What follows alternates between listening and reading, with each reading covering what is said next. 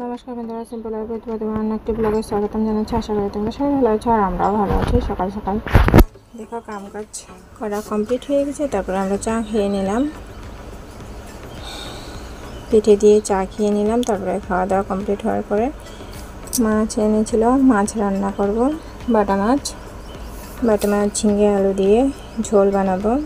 এই দেখো ঝিঙ্গাগুলো কেটে বেছে ধুয়ে পরিষ্কার করে নিলাম। সবজিগুলো কাটা কমপ্লিট হয়ে গেছে আর আলুগুলো কেটে ধুয়ে পরিষ্কার করে নিলাম। এই দেখো এবার রান্না করব। মাছগুলি ভেজে নেব ফার্স্টে। দেখো মাছগুলি লাল লাল করে ভেজে নেব। দেখো মাছগুলি লাল লাল করে ভেজে নেওয়া কমপ্লিট হয়ে গেছে। তারপরে কড়াইতে পেঁয়াজ তেল গরম হওয়ার পরে পেঁয়াজ বাদ দিয়ে আলুগুলি ভালোভাবে ভেজে নেব। আলুগুলি ভাজা পরে ঝিঙ্গেগুলি দিয়ে দিব। যেহেতু ঝিঙ্গেগুলি নরম তার জন্য আলুগুলি ভালোভাবে ভেজে তারপরে দিয়েছি।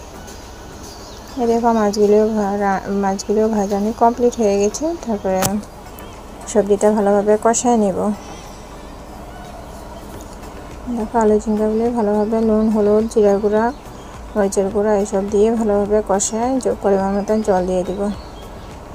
আর টমেটো পুরে দিয়ে চাটনি বানিয়ে কে খেয়েছে দেখো এইভাবে।